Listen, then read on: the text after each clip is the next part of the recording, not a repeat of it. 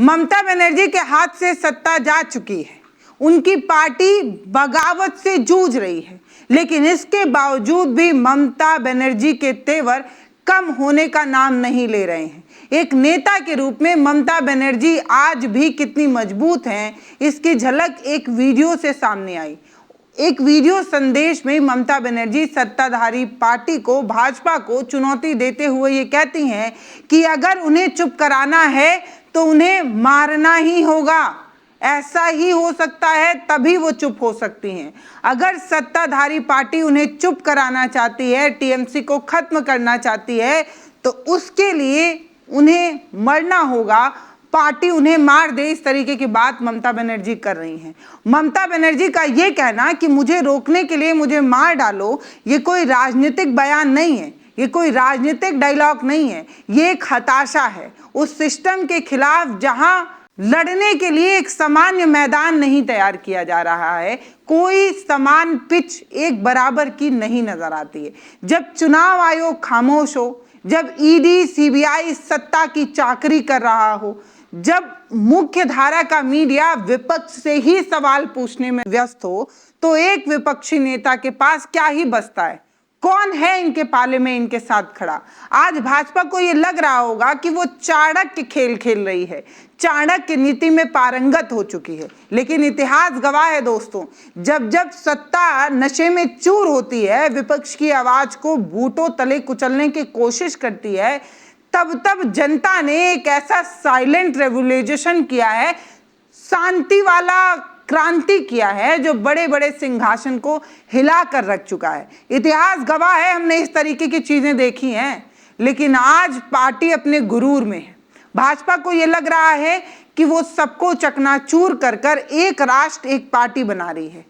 आप सोचिए, एक राज्य की पूर्व मुख्यमंत्री, एक गद्दावर नेता जब भरे मंच से ये कहे कि उसकी आवाज को दबाने के लिए उसकी जान लेनी पड़ेगी, तो इसका सीधा मतलब क्या है? इसका सीधा मतलब ये है कि दाल में कुछ काला नहीं, बल्कि पूरी की पूरी दाल ही काली कर दी गई है। आखिर ऐसी क्या नौबत आ गई कि ममता बनर्जी को हत्या की आशंका सता रही है? ममता बनर्जी को ऐसा लग रहा है कि अब उन्हें मार दिया जाएगा। इस खेल को समझने के लिए दोस्तों आपको जड़ तक पहुंचना पड़ेगा। सत्ता के इस खेल को आप तभी समझ पाएंगे जिसे ऑपरेशन लोटस का नाम दिया जा रहा है, महिमा मंडित किया जा रहा है। असल में ये कोई ऑपरेशन नहीं है, ये लोकतंत्र की छाती पर खड़ा एक बुलडोजर है। भाजपा का एक मॉडल है, बहुत सीधा मॉडल है कि वो चाहते हैं कि वो विपक्ष मुक्त भारत बना दे, यानी कोई भी सवाल पूछने वाला ना बचे। जो सवाल पूछे उस पर एजेंसियां छोड़ दो, उसे डरा दो, उसकी पार्टी का पट्टा उतार कर अपना कमल जो है उसे थमा दो। एक वीडियो सामने आया है, ममता बनर्जी ने टीएमसी पार्टी में जो बगावत हो रही है, टीएमसी नेताओं के कथित शोषण पर अपनी जो बात रखी है, उन्होंने भाजपा पार्टी और उनके नेताओं और उनके कार्यकर्ताओं को डराने धमकाने वाली बात कही। टीएमसी के कई नेताओं पर हमले हुए और उनका अपमान किया गया। इसमें महुआ मोहित्रा हैं, अभिषेक बनर्जी हैं, कल्याण बनर्जी हैं, ऐसे कई वरिष्ठ नेता शामिल हैं जिन पर लगातार हमले हो रहे हैं। ममता बनर्जी ये कहती हैं कि आप किस पर हमला नहीं कर रहे हैं। आपने महुआ मोहित्रा, अभिषेक बनर्जी, कल्याण बनर्जी पर भी हमले कर दिए जो वरिष्ठ नेता के रूप में देखे जाते हैं। आपने मेरे घर पर भी हमला किया, मेरे कई सहयोगियों को जेल में बंद कर दिया है, उन्हें फर्श पर सोने को मजबूर किया जा रहा है, कुछ को कमर में रस्सी बांध दी गई है, पैर में हथकड़ियां डालकर घुमाया जा रहा है, कुछ के सिर मुड़वा दिए गए हैं, कईयों तरीके की घिनौनी चीजें की जा रही हैं और कुछ पर तो ऐसी ऐसी चीजें फेंकी गई हैं जिसका जिक्र करना भी मेरे लिए शर्मनाक है। ये सारी बात ममता बनर्जी कर रही हैं। ममता बनर्जी का एक वीडियो संदेश ऐसे समय में आया है जब उनकी पार्टी लगातार टूटने की कगार पर है, टूट ही रही है। गुरुवार को टीएमसी के 3 पूर्व सांसद भाजपा में शामिल हो गए। इसमें सुष्मिता देव, सुखेश शेखर राय और प्रकाश चिक्र जैसे नाम शामिल हैं। कोलकाता के ये तमाम बड़े नेता हैं। अब भाजपा कार्यालय में इन तीनों नेताओं का खूब स्वागत हुआ, भाजपा की सदस्यता दी गई और गुरुवार को ममता बनर्जी ने एक बयान में इन बागी नेताओं को निशाना साधते हुए उन पर पार्टी के साथ गद्दारी करने का आरोप लगाया। ममता बनर्जी ने कहा कि लोगों को, इन टीएमसी नेताओं को कभी माफ करना नहीं चाहिए जो पार्टी के साथ गद्दारी कर रहे हैं। सीधे सीधे उन्होंने कहा कि जो गद्दार हैं और जो भाजपा के साथ मिल गए हैं, ये दो नाव पर पैर रखने की कोशिश कर रहे हैं, ये ऐसा ना करें। अभी भी पीछे मुड़कर देखने की जरूरत है, बर्बरता पर ध्यान देने की जरूरत है।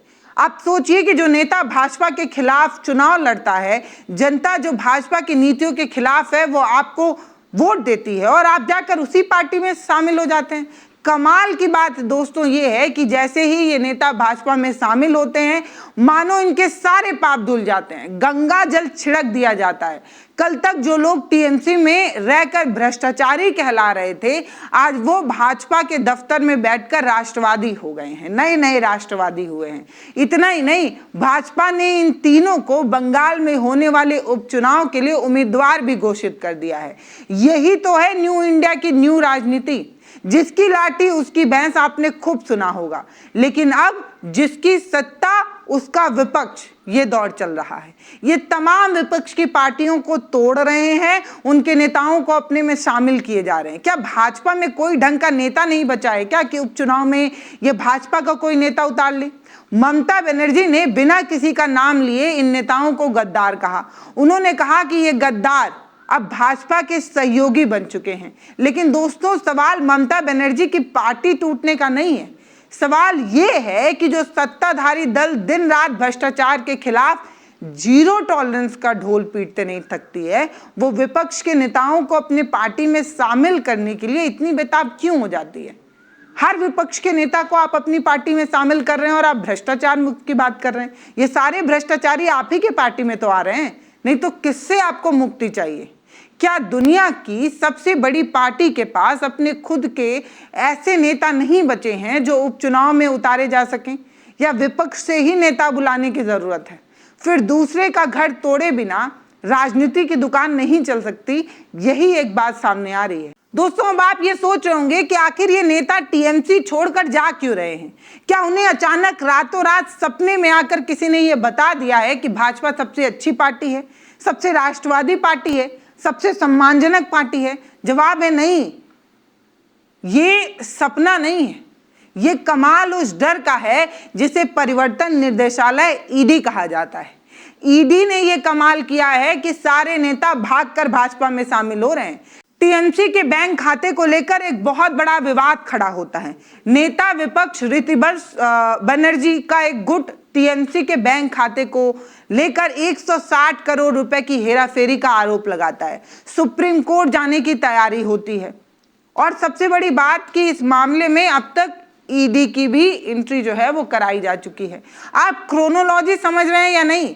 जैसे ही 160 करोड़ का मुद्दा उछलता है, वैसे ही ईडी की सुगबुगाहट तेज होती है, वैसे ही टीएमसी के बड़े बड़े नेता के इस्तीफे जो है वो शुरू हो जाते हैं और भाजपा का झंडा थामने की होड़ लग जाती है।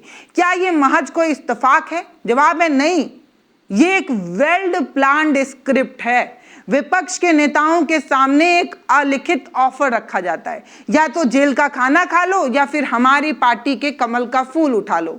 ममता बनर्जी ने इसी साजिश की तरफ इशारा करते हुए अपने कार्यकर्ताओं को चेतावनी दी है कि पार्टी में रहो या भाजपा में चले जाओ, गुमराह मत करो, बीच में ना रहो, या तो उधर जाओ या तो इधर जाओ। आपने देखा होगा कि तमाम ऐसे नेता जो टीएमसी छोड़कर तो गए लेकिन भाजपा में नहीं गए, अपना एक नया दल बनाते हैं और पीछे से भाजपा को सपोर्ट करते हैं। ममता बनर्जी उन्हीं के खिलाफ हैं। जो लोग कल तक ममता बनर्जी के करीबी थे, आज वही ईडी की फाइल खुलते ही शुभेंदु अधिकारी और अमित शाह के बगल में जाकर बैठ गए हैं और सिर्फ बैठ ही नहीं गए हैं, खिखिया के मुस्कुरा भी रहे हैं। दोस्तों, अब आप यही सोच रहे होंगे कि राजनीति का स्तर अब इससे ज्यादा नहीं गिर सकता, या इससे ज्यादा अब राजनीति गिर ही नहीं सकती। तभी अगले ही दिन पाताल लोक में गोते खाते एक अलग कांड सामने आ जाता है।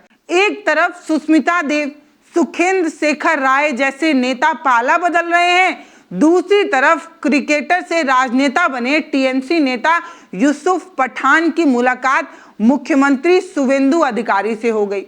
ये वही शुवेंदु अधिकारी हैं जो कभी ममता के खूब खास आदमी हुआ करते थे, राइट हैंड हुआ करते थे, लेकिन अभी भाजपा की वॉशिंग मशीन में नहाकर बंगाल के मुख्यमंत्री की कुर्सी पर बैठे हैं। शुवेंदु अधिकारी से ये जो मुलाकात है यूसुफ पठान की, इसकी तस्वीरें आती हैं और अटकलों के बाजार को गर्म किया जाता है। क्या ममता बनर्जी को एक और झटका लगने वाला है? क्या कोई डबल झटका लगने वाला है? इस तरीके की सुर्खियां होती हैं। ये सब देखकर आपको एक गाना याद आ रहा होगा कि अपने ही गिराते हैं नशे मन पर बिजलियां, लेकिन यहाँ बिजलियां अपने नहीं गिरा रहे हैं, वो बिजलियां दिल्ली के हेडक्वार्टर के रिमोट से कंट्रोल करके गिराई जा रही हैं। भाजपा का मकसद सिर्फ चुनाव जीतना ही नहीं है, उनका मकसद है कि विपक्ष को मानसिक तौर से इतना तोड़ दिया जाए, इतना तोड़ दिया जाए कि फिर वो खड़ा ना हो पाए, कोई भी नेता उनके खिलाफ खड़ा होने की जरूरत ना कर सके, इतनी बुरी तरीके से तोड़ दिया जाए। सोचिए, अगर कल को यूसुफ पठान भी टीएमसी छोड़ दें तो क्या भाजपा की इसके लिए कोई राजनीतिक जीत मान ली जाएगी? नहीं मानी जाएगी। ये सिर्फ एक सबूत होगा कि सत्ता का डर, केंद्रीय एजेंसियों का दुरुपयोग कितने चरम पर पहुंच गया है। कोई नेता किसी पार्टी को छोड़कर जब भाजपा में शामिल होता है ना, तो आम आदमी जो चौराहे पर बैठा है वो भी अब जान गया है कि अंदर से खेल खेला जा रहा है, मशीनरी का इस्तेमाल किया जा रहा है।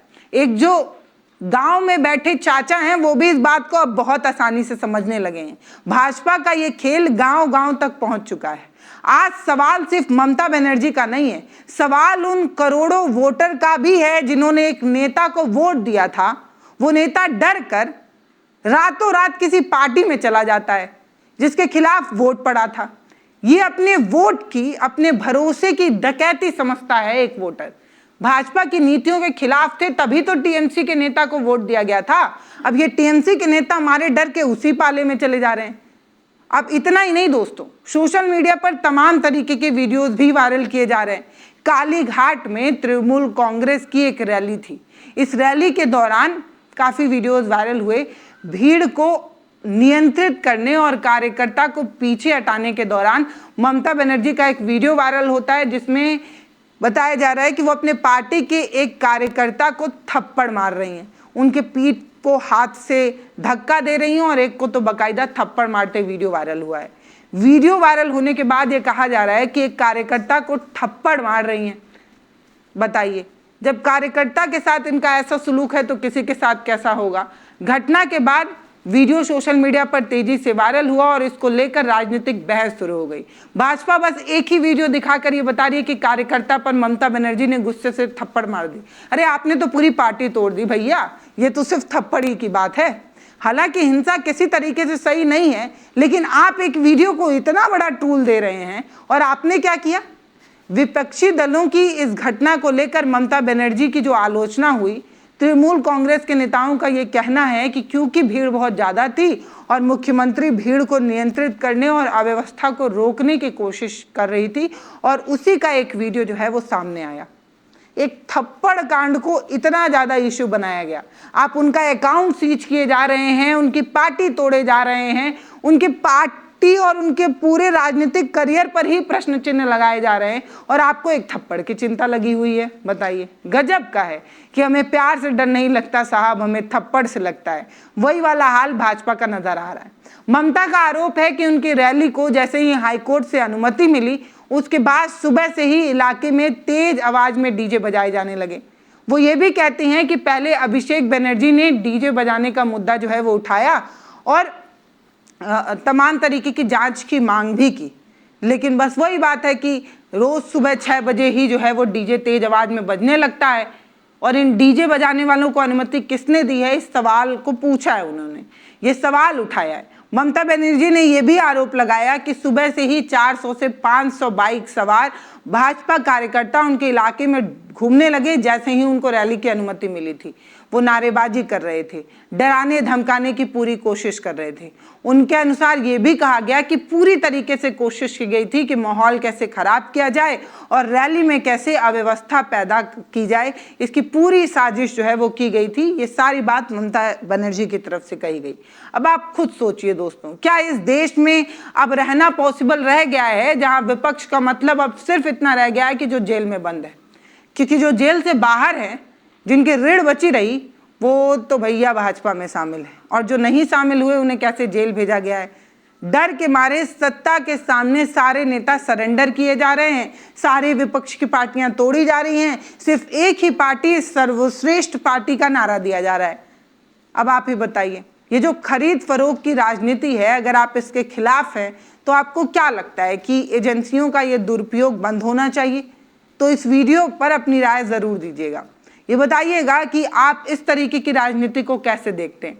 हमारे यहाँ तो राजनीति ऐसे हुआ करती थी कि विपक्ष को पूरा बोलने का मौका मिलना चाहिए और किसी की भी आवाज दबाई नहीं जानी चाहिए। इस तरीके की सोच जो है वो सदन में देखने को मिलती थी। लेकिन आज तो विपक्ष की माइक दबा दी जाती है, उसका पार्टी तोड़ दिया जाता है और सारी खबर को दबा दिया जाता है। इस वीडियो पर आपकी जो राय हो वो कमेंट सेक्शन में लिखिएगा। नमस्ते, मैं पल्लवी हूँ, आप भारत एक नई सोच देख रहे हैं।